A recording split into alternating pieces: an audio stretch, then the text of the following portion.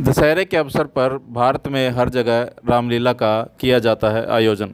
ऐसे में शालीमार ग्राउंड में आदर्श रामलीला कमेटी के द्वारा एवं उसके सहयोगी कमेटियों के द्वारा आदर्श रामलीला ग्राउंड में रामलीला का किया जाएगा आयोजन, जिसमें शालीमार ग्राउंड में यहाँ पर रामलीला का आयोजन किया जाएगा और उसके अलावा वहाँ पर अलग अलग जो है प्रोग्राम भी किए जाएंगे। आइए सुनते हैं कमेटी के प्रधान और अन्य सदस्यों ने इस बारे में क्या कहा। माता मनसा देवी दशहरा कमेटी जैसे इतने वर्षों से इकट्ठे ये मंचन करते आ रहे हैं, तो इस बार आदर्श रामलीला ड्रामेटिक क्लब इसकी तैयारियां इस बार बहुत जल्दी आरंभ हो गई थी कि इस बार कुछ हट के हर चीज़ दिखाई जाएगी। और इस बार आप देख ही रहे हो, सीटिंग अरेंजमेंट बहुत बढ़िया किया गया है, क्योंकि पंचकुला की जनता को कोई भी असुविधा ना हो उसके लिए हर प्रकार के अरेंजमेंट्स किए हुए हैं। और मंच इस तरह से सजा हुआ है इस बार कि 43 सालों में ऐसा मंच कभी नहीं सजा जो इस बार सजाया गया है। हमारा लाइट सिस्टम और साउंड सिस्टम ये भी देखने योग्य होगा और किसी भी ना तो पात्र को ना पब्लिक को कोई भी ऐसा प्रतीत होगा कि उनको उसकी आवाज़ में नहीं पहुंच पा रही। और साउंड सिस्टम हमने जो ट्राई सिटी का सबसे बेस्ट लाइट साउंड है वो किया है। लाइट सिस्टम में लेज़र लाइट्स चलेंगी, ऐसा लगेगा जैसे रामलीला स्टेज पे नहीं आप टीवी पे देख रहे हो। और इसके बाद म्यूज़िक सिस्टम जो है हमारा, वो भी हमारा जो थिएट्रिकल म्यूज़िक इस बार आया है, जो चौपाइयों के साथ उनका गुणगान भी होगा और फुल म्यूज़िक के साथ पूरे सीन चलेंगे। और कुल्ला की जनता को इस बार कुछ हट के बहुत अच्छा मंचन रामलीला का मिलेगा, ये हमारा प्रयास है। को पता ही है कि इस बार भव्य पूरे भारतवर्ष का सबसे बड़ा दशहरा इसी मैदान में हमने दिल्ली का स्टाइल लिया है। जैसे दिल्ली में मेला रामलीला दशहरा इकट्ठा होता है, एक ही मैदान में मेला रामलीला और दशहरा होगा, बच्चों का पूरा मनोरंजन होगा। ये हमने दिल्ली स्टाइल बिल्कुल कोशिश करी है कि बड़े से बड़ा मंच, मेरे ख्याल में पूरे ट्राई सिटी में ऐसा मंच कोई नहीं होगा जो आदर्श रामलीला ड्रामेटिक क्लब का मंच होगा। जैसे आपके साथ श्री कृपा कृष्ण परिवार इस बार मिला है पहली बार, हाँ जी, हाँ जी। तो क्या से हो गया है, मतलब कितना का आपको उसका बेनिफिट्स होगा इस पूरे मंचन को लेकर? हमने 3 टीमों ने मिलकर दशहरे में उनका पर्व, हमारा दशहरा जो है इस बार वो आदर्श रामलीला ड्रामेटिक क्लब, माता मनसा देवी चैरिटेबल ट्रस्ट और कृष्ण कृपा परिवार, ये तीनों मिलकर इसका बीड़ा उठाया, तीनों मिलकर कर रहे हैं। सिक्योरिटी के लिए क्या दिया आपको ये किए जाएंगे? रामलीला की सिक्योरिटी में हमने 10 बाउंसर और सिक्योरिटी मैन स्पेशल रखे हैं ताकि किसी को कोई असुविधा ना हो, पब्लिक को हर तरह से परेशानी ना हो, इसलिए हमने सिक्योरिटी और बाउंसर रखे हैं। और पुलिस प्रशासन की भी हमें पूरी उम्मीद है कि जैसे हर वर्ष करते हैं वो पूरी हमारी मदद करेंगे। और इतने वर्षों से 43वां इस बार रामलीला मंचन है, कभी भी हमें जनता की ओर से कोई परेशानी नहीं हुई, कभी भी किसी तरह का कोई शरारती तत्व यहाँ आने की किसी ने कोशिश नहीं की। तो इस बार भी हमें जनता का पूरा सहयोग रहेगा और पुलिस का पूरा सहयोग। पंचकुला से वाइट कलर पॉपुलेशन ज़्यादा है, इन्होंने की सूट रखी है लोग पंचकुला की वाइट कलर पॉपुलेशन ज़्यादा है, पढ़े लिखे ज़्यादा ने, अमीर ज़्यादा ने, इन्होंने की सूट रखी। कोई पढ़े लिखे लोगों के लिए हमने भी यहाँ पे कुर्सियाँ लगाई हैं, कोई यहाँ पे कोई ज़मीन पे बैठ के रामलीला देखता ही नहीं। हमने इस बार अपनी कुर्सी 1000 बढ़ा दी है ताकि जो भी पब्लिक आती है यहाँ पे, जो भी आता है ये कुर्सियों पे बैठता है या कारों पे दूर से बैठ के रामलीला मंचन देखते हैं। जितने भी पंचकुला की एजुकेटेड पब्लिक है वो सारी यहीं 5 में ही आती है और उनके लिए पूरी बैठने का इंतजाम हमारा। जिस दिन हमें लगेगा कि आज हमारी सीटिंग कम है, अगले दिन हम फिर सीटिंग बढ़ा दें। जो रामलीला में जो किरदार निभा रहे हैं उसको ब्रीफ कर दीजिए कि राम लक्ष्मण। वो आपको डायरेक्टर साहब हमारे पवन शर्मा जी उसके बारे में। साहब, जैसे पश्चिमी विक्षोभ जो है सक्रिय होने वाला है 1-2 दिन में, तो कहीं ना कहीं उससे आंधी तूफान और बारिश की संभावना बढ़ जाती है। और पहले भी कई बार ऐसा हुआ है कि काफ़ी नुकसान जो है आदर्श रामलीला ड्रामेटिक क्लब का तूफान की वजह से हुआ है, कई बार स्टेज का भी नुकसान हुआ है और बाकी, तो उसको लेकर किस तरह के खास इंतजाम मौसम के उसके लिए आप देख रहे हो हमने वाटर प्रूफ ये हमने बड़े खर्चा करके इसीलिए लगवाया है। ये वाटर प्रूफ पूरा पंडाल है, इसके अंदर तो सारा कुछ सेफ रहेगा। और पब्लिक के लिए हम ये कवर इसलिए नहीं कर सकते कि रामलीला का मंचन तो ऊपर में शोभा देता है। अगर स्टेज का रखा है, अगर एक आधा दिन को ऐसा हो गया, अगर भगवान की इच्छा, वैसे तो ऐसी नहीं होगा, कोई भी हमारा इससे विघ्न नहीं होगा। अगर कोई मौसम की वजह से हुआ तो एक नाइट आगे पीछे की जाती है। एक जो अभी की जो पीढ़ी है वो सोशल मीडिया पर ही ज़्यादा देखिए, व्हाट्सएप है, ट्विटर है, इंस्टाग्राम है, और हमारे जो हमारे धार्मिक मूल्य हैं या जो हमारी संस्कृति है उससे भी कहीं ना कहीं दूर रखी जा रही है। तो आपको क्या है, कितनी ज़रूरी है आज के समय में रामलीला का मंचन में माता पिता यानी हमारे जो दर्शक हैं या जितने भी लोग हमारे थ्रू देख रहे हैं, पढ़ेंगे, उनको आप क्या कहना चाहिए कि अपने बच्चों को, परिवारों को उस संस्कृति को जिंदा रखने के लिए, विरासत को जिंदा रखने के लिए यहाँ ज़रूर लेकर आए? तो सवाल है कि नई पीढ़ी को आप कैसे जोड़ेंगे? वैसे तो जनता चाहे वो ये समझ के आए कि जी हम ये बच्चों को एंजॉय कराने ले जा रहे हैं, जब आते हैं तो मंच पे जैसे बाहर खड़े होकर सीन के अलावा भी हम काफ़ी कुछ भगवान राम के चरित्र के बारे में बताते हैं कि देखो हम रामलीला खाली मनोरंजन के लिए नहीं आए, हमें भगवान राम के जीवन से कुछ ना कुछ शिक्षा लेनी चाहिए। भाइयों का प्यार, पिता के कैसे आज्ञाकारी, तो बाहर मंच पे समझाया जाता है। जब सीन तैयार हो रहा होता है तो ये चीज़ पहले भी बोली जाती है और काफ़ी असर पंचकुला की जनता पे है। मेरा ख्याल में जितना रश इस ग्राउंड में रामलीला में होता है, चंडीगढ़, मोहाली, पंचकुला में इतनी पब्लिक नहीं आती होगी। लोगों को यहाँ काफ़ी रुचि है, यहाँ लोग धार्मिक भी हैं। मैंने देखा, आपने देखा होगा यहाँ पे भागवत सत्संग वगैरह में भी काफ़ी लोग जाते हैं, जितना बाकी शहरों में नहीं जाते। एक एग्जाम्पल है, आपको याद है कि रामायण टीवी पे आया तो लोग ये कहते थे रामलीला खत्म हो गई, लेकिन इन दिनों भी रामायण चलती रही, लेकिन रामलीला पूरी तरह उसी तरह पुराने लोगों का इंटरेस्ट है रामलीला में। और रामलीला जो खुला मंच है, शुरू से पहले जब से ये सृष्टि शुरू हुई है, ये एक कला है, उस कला के माध्यम से लोगों को मैसेज दिया जाता है, तो ये मैसेज जरूर जाता है और वो आते हैं। एक और बात, क्योंकि इतना बड़ा मंचन आप करते हैं हर साल, और इस बार कई सारी ऐसी चीज़ें जो पंचकुला में किसी ने भी पहले देखी नहीं होगी, ऐसी चीज़ें, टेक्नोलॉजी का प्रयोग है, स्टेज पे भव्यता का प्रयोग है, साउंड, विजुअल, हर चीज़ में, लाइट में, तो इसमें खर्चा भी बहुत होगा। तो इस खर्चे का वहन आप लोग कैसे करते हैं? कोई संस्थाएं आपको मदद करती हैं या सरकार का कोई सहयोग किस तरह का मिलता है, नहीं मिलता, ऐसा है जी, या आमजन का ही सहयोग है? 20 लाख रुपए का खर्चा इस बार रामलीला का है, जिसमें कि पंचकुला की जनता का ही सहयोग है। इसमें सरकार से हमें कोई भी मदद नहीं मिलती, फाइनेंशियली मदद कोई नहीं है। कुछ संस्थाएं भी हमारे साथ संस्था तो कोई नहीं जुड़ती, खाली दशहरा कमेटी वो तो हम मिलकर वैसे ही करते हैं, बाकी जनता का ही सहयोग है। हमारे यहाँ पे कुछ अतिथि आते हैं, कुछ शहर के बिजनेसमैन हैं, हमारे जो मैनेजमेंट कमेटी के अहदेदार मेन हैं, वो बेचारे मेहनत करके जगह जगह जाके पैसा इकट्ठा करते हैं। और हमारे काउंसलर बैठे हैं, जैसे सूद, इनके परिवार का शुरू से सहयोग रहा है, ये हमारे साथ जुड़े हुए हैं। और मेयर जी जो इनके हस्बैंड हैं वो हमारे साथ जुड़े हैं, वो जगह जगह हमें ले जाके कुछ ना कुछ मदद कराते हैं। जो सरकार के अहदेदार हैं वो अपनी ओर से जेब से जरूर मदद करते हैं, लेकिन सरकारी मदद नहीं होती है। सरकार को लेकिन करना चाहिए, सभी रामलीलाओं को जितनी भी होती हैं चाहिए, लेकिन जहाँ, क्योंकि देखिए तो सनातन धर्म का भी है। पुराना अपना सवाल चल रहा ना, और आपके हलवा में लगता गिरी सीएम साहब तक को कह लिया, दशहरा कमेटी ने अनाउंस भी करवा दिया, तो सीएम साहब ने अनाउंस कर दिया कि इनसे फंड नहीं लिया जाएगा जब दशहरे पे आए थे। लेकिन आगे जाके कोई फर्क नहीं पड़ता, हुड्डा वाले तो कमर्शियल हो जाते हैं, वो कहते हैं जी पैसा डालोगे तो आगे लेटर चलेगी, नहीं तो यही आपकी ठंडे बस। मतलब प्रशासन का सहयोग आपको बिल्कुल नहीं है सर? प्रशासन का फाइनेंशियली कोई सहयोग, ये तो हम नहीं कह सकते सहयोग नहीं है, वैसे जो उनकी मजबूरियां हैं वो नहीं करते। वैसे तो चलो आप बोलते हैं सफाई करा दो, ये काम हो जाते हैं। आपको लेटर चलाना चाहिए था कि आपके कहने हमने तो चलाया, हम हर साल चलाते हैं। प्रेस वालों फाइल की मदद की आवश्यकता है। आप लोग अपने माध्यम से आप थोड़ा उछाल, सरकार के कान थोड़े से खोलेंगे।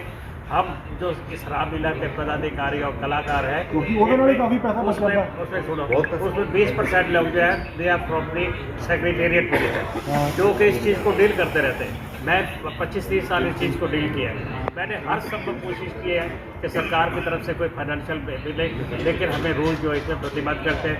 हमारे मिस्टर सक्सेना है, he was also dealing with this subject. हमारी सारी कोशिशें जो है वहाँ जाके फेल हो जाती है। पवन शर्मा जी पॉलिसी में खुद सीएम विंडो में है, ये खुद तो इतना इसलिए अगर मासूम आप करते हमारी हैं। मदद करोगे तो ये चीज़ प्लेटफॉर्म पे लाने की कोशिश की जा सकती है। हमें तो सीधा कह दिया जाता है, देखो हमारा कम से कम 2 लाख रुपए तो यही लग जाता है ग्राउंडों में। पर है ना जी उनका तो, और दशहरे का खाली जो है 84 एक आम आदमी बुक कराए तो उसके लिए 2 लाख रुपए Ramlila committee book Ramlila committee चाहे कराए चाहे पब्लिक कराए, वो इसको 3 हिस्सों में वो ग्राउंड जो 9 एकड़ का वो एक दिन के लिए हमने लिया, उसका पूरा 84 विद GST। अच्छा GST भी लग गया 18%, तो वो पूरा GST भी देना पड़ता है। 84,000 हमने उस ग्राउंड का दिया, और इस ग्राउंड का हमने हालांकि थोड़ा ग्राउंड लिया था, हमने कहा भी हमने 3 एकड़ ना दो, चलो हमारा कुछ पैसा बच जाए। उसकी हमें परमिशन जरूर मिल गई थी कि आप चलो ½ एकड़ ग्राउंड का बुक करा दो, लेकिन उसका भी हमारा 56,000 रुपये बुक। हाँ, एक चैनल पे आ रही है, वो चैनल हमारे वाइस प्रेसिडेंट प्रदीप जी है, वो भी गए हुए हैं, वो मैं आपको मैसेज भेज दूँगा। जिस चैनल पे प्रॉपर चलेगी पूरी रामलीला। कनेजा जी पंजाब से जी रामलीला चलती ने वो स्क्रिप्ट जसवंत सिंह टोहाने की लिखी हुई है, 50 साल तो वही चल रही है। आपने इतने कि स्क्रिप्ट सेम है, ਉਹਦੇ ਥੋੜੀ ਅਮੈਂਡਮੈਂਟ नहीं, इस बार वो ਤੁਹਾਨੂੰ डायरेक्टर साहब ने दसेंगे। एक ना एक पंचकुला हरा भरा रहे, ਉਹਦੇ वास्ते भूमि युवा धरती सेना ये 300 पौधे फ्री दे रहे हैं। जो हमारे गेस्ट आएंगे उन सबको एक पौधा दिया जाएगा, ताकि पंचकुला हमारा ग्रीन रहे। एक संदेश है रामलीला की स्टेज से पंचकुला। 2 सालों से काम कर रहे हैं। ठीक है। मेरा सवाल टोहाना मूल में है ही है। टोहाना के अलावा विश्वेश्वर दयाल कुशल, राधे श्याम, रामचरितमानस, वाल्मीकि रामायण और एक साईं की रामायण भी थी, उसमें से भी हमने एक प्रसंग लिया। जहाँ से भी हमें अच्छा लगता है वो लेते हैं। इसके अलावा इस बार जो हम मेन बात जो आपको बताना चाह रहा हूँ कि हर रोज़ मंच शुरू होने से पहले या मंच के बीच में भी हम बाहर आकर स्टेज पर कुछ ना कुछ ऐसे प्रसंग बताएंगे लोगों को जो मंचन जिनका संभव नहीं है, या कुछ ऐसी चीज़ें हैं जो लोगों के समझ में नहीं आएंगी, तो उनकी हम थोड़ी सी व्याख्या भी करेंगे। इस बार जैसे हम हमेशा ये दिखाते हैं कि सीता हरण के बाद राम विलाप करते हैं, लेकिन अब की बार उसमें थोड़ा सा चेंज मिलेगा। वाल्मीकि रामायण में से हमने उठाया है कि कैसे राम इतने क्रोधित हो जाते हैं कि जैसे पूरे ब्रह्मांड को ही भस्म कर देंगे, वो कुछ लाइनें वहाँ से उठाई है। इसी तरह जो रावण, कुंभकर्ण, विभीषण, इनको जो वरदान दिया गया था ब्रह्मा जी के द्वारा, पहले आज की नाइट में वो सीन की हमने एक नया इंट्रोड्यूस किया है। इसमें कुछ ऐसा भी है सर बीच में, जैसे कुछ संदेश हम युवा पीढ़ी को देना चाहे, कुछ ऐसा संदेश भी रखे हुए हैं बीच में कोई ऐसे? बिल्कुल यही मैं आपको कह रहा हूं कि जैसे ये ऐसे पात्र हैं जो अनपैरेलल हुए हैं रामायण में। जो एक छोटी सी एग्जांपल देता हूँ कि जब ये चीज़ें बताएंगे हम कि जब राम अयोध्या में वापस आए लंका से, उस वक्त भरत जी ने क्या कहा, बड़ी सुंदर लाइन है ये लोगों को बहुत संदेश देगी कि एक गधे और घोड़े की तुलना नहीं की जा सकती। आप अपना राज्य संभालिए, जबकि भरत जी ने जो राज्य छोड़कर गए थे राम, उसको कई गुना बढ़ाया। बहुत ज़मीन भी बढ़ाई गई, घोड़े भी बढ़ाए गए, वस्त्र भी बढ़ाए गए, आभूषण भी बढ़ाए गए, फिर भी उनकी आप ये देखिए वो कितने नीवे होकर बात कर रहे हैं कि मेरा और आपका कोई मुकाबला नहीं है और अब आप अपने राज्य को संभालिए। तो ये ऐसे आदर्श जो केवल हमारे हिंदू संस्कृति में ही मिलते हैं, ऐसे ऐसे कई हम बीच में बताएंगे। हर रोज़ कुछ ना कुछ नया लोगों को बताया जाए। सोशल मैसेज जैसे टोबैको, जैसे टोबैको, इस चीज़ का पूछ रहे थे जैसे तंबाकू के बारे में बेटी बचाओ बेटी पढ़ाओ जी इस तरह के बीच जो हमारे पात्र होंगे उनके माध्यम से हम इस तरह के कल कहलवाएंगे। केवट के सीन में हम दिखाएंगे, क्योंकि केवट को तम्बाकू का पूरा, उसको अगर तम्बाकू ना मिले तो वो बेचैन हो जाता है। हाँ जी तो उस वक्त उनका जो बच्चा है वो केवट का, वो फिर पब्लिक को कहता देखो अगर तम्बाकू खाओगे तो आपकी भी ये हालत होगी। जी इस तरह के राम चीजें हम बताएंगे। रामलीला में जो पहले भी जैसे यदि कन्या भ्रूण हत्या है, इस तरह की जो सामाजिक संदेश है, लक्ष्मण और मेघ आपसे युद्ध भी अब के बारे में नए स्टाइल में किया जाएगा, जैसे हवा में हो इस तरह की चीज तो ये देश में। सर आजकल आज का ज़माना थोड़ा सा क्विज का ज़माना हो गया है कि आज के टाइम में अगर आप कुछ टाइप से सवाल पूछे कि भी आज आपसे सवाल पूछा जाएगा, ध्यान से लास्ट इतना सा बच्चा इतनी से, और उसके बड़े सिंगिंग भजनों का ना बहुत आते थे प्रोग्राम, वो 2 दिन यहाँ पे आई है। पब्लिक ने उसको इतनी हौसला बढ़ाई करी है, कैश प्राइज भी दिया, बच्ची ने कमाल किया। मेरा ख्याल 8-10 साल की लड़की थी वो, लेकिन उसने बड़ा क्लासिकल और क्या भजन सुनाए। और सबसे बड़ी बात क्या, हमारे मंच पे सिर्फ भजन ही है। वैसे तो इतना टाइम नहीं होता, अगर पब्लिक में से किसी ने गाना हो तो सिर्फ भजन ही गा सकता है, कोई फिल्मी सॉन्ग या आज तक कभी भी नहीं चला। क्विज का मतलब और कह रहे हैं, ये कह रहे हैं जैसे सीता कौन थी या राम क्या था, लोगों को करेक्ट करने के लिए। ये जैसे ऐसे कह रहे हैं जब अपना सीन बदलता है, पर पर्दा होता है डाउन, जब आप बात करते हैं उस सीन जो गया है उससे संबंधित कोई सवाल पूछ लिया पब्लिक से, के बारे में उन्हें जैसे कुछ चॉकलेट या कुछ भी इस तरीके से सही जवाब दिया, या वैसे ही चलो ना भी दे तो ऐसा पूछा जा सकता है रावण के पिता का क्या नाम है, इस टाइप के मतलब उससे क्या पब्लिक कनेक्ट होती है। हमने एक विचार बनाया था कि हर रोज, लेकिन सूत्रधार की भूमिका मैं स्वयं बाहर आकर लोगों को बताऊंगा, या कभी कभी एक व्यक्ति और किसी को नॉमिनेट करेंगे, वो सूत्रधार की तरह ही लोगों को सीन के बारे में थोड़ी सी व्याख्या करें। राम लक्ष्मण प्राणी बनने के लिए चेंज है कुछ? राम ये है, राम जी बताएं, लक्ष्मण जी बताएं। ये बताएंगे राम जी। इस बार जैसे क्या हो रहा होता है, तो मेघनाथ जी ब्रह्मास्त्र छोड़ते हैं, वो चैलेंज करते हैं ब्रह्मास्त्र। ये तो अलग से बाइट कर दी। लक्ष्मण जी को सारे स्टिल हो जाएंगे, लक्ष्मण जी अपने ध्यान में राम जी को बुलाएंगे युद्ध में लाइव, तो राम जी लाइव आएंगे और लक्ष्मण और राम जी की वार्ता होगी। लक्ष्मण जी पूछेंगे कि वो ब्रह्मास्त्र चला रहे हैं, मैं चला सकता हूँ कि नहीं, तो वो फिर शिक्षा देते हैं कि वो राक्षस है, तो उनको करने दो, तुम्हें नहीं करना, क्या करके मृत्यु आ जाए। तो राम जी में वो संदेश देते हैं, तो लक्ष्मण जी बुलाते हैं, तो एक नया सीन है। और दूसरा सीन इस बार लक्ष्मण मेघनाथ का जो युद्ध दिखा रहे हैं, हम लोग कोशिश कर रहे हैं, हमने ब्लॉक्स बनाए, उस ब्लॉक्स पे हम हाइट पे दिखाएंगे कि राम और अपना मेघनाथ हाइट पे है, अदृश्य हो गए, और लक्ष्मण जी को भी हनुमान जी थोड़ा हाइट पे अपने कंधों पे लेके जाएगा। ये हम नहीं चीज करने जा रहे हैं। मेघनाथ मायावी था ना, नजर नहीं सवाल में जब वनवास का समय है और लक्ष्मण जी कहते हैं कि मैं आपके लिए सारा राज्य जीत के दे सकता हूँ और हमें वनवास जाने की कोई आवश्यकता नहीं है, आप मुझे एक बार कहें, मैं ढाल की तरह खड़ा हो जाऊँगा, पूरा अयोध्या का राज्य आपका होगा, हम भरत को भी हरा लेंगे। वहाँ पर राम जी लक्ष्मण जी से कहते हैं कि इसकी कोई आवश्यकता नहीं है, क्योंकि शरीर सत्य नहीं, ये राज्य भी सत्य नहीं। तो अगर हम अपने पराक्रम का प्रयोग करके एक तुच्छ राज्य को जीत लें, तो इसमें किसी की कोई शाबाशी वाली बात नहीं है, कोई रघुकुल को कोई सम्मान की दृष्टि से नहीं देखेगा कि इन्होंने अपने ही लोगों को मारा। तो हम तो सनातन परंपरा वाले हैं, आत्मा को मारते हैं, तो इस नश्वर शरीर के प्रति इतना उत्साह क्यों आ रहा है कि हमें राज्य ही जीतना। हम तो जहाँ जाएंगे वहाँ राज्य बनाते हैं, हम तो हृदय पे राज्य करते हैं। तो तुम अपने मन से क्षत्रिय भाव निकालो और धर्म का आचरण करो। धर्म का आचरण यही है कि आत्मा के हिसाब से चलो।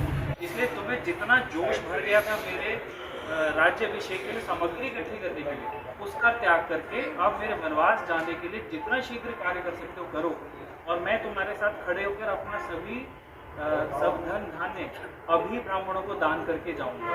तो तुम इसकी व्यवस्था करो और राज्य अभिषेक की सामग्री छोड़ दो, हम अपना सारा कुछ दान करके जाएंगे। और सीता जी को भी कहते हैं, आपके पास जो वस्त्र है, जो आभूषण है, जो कुछ भी आपके अधिकार में है, वो सब ब्राह्मणों को दे दीजिए।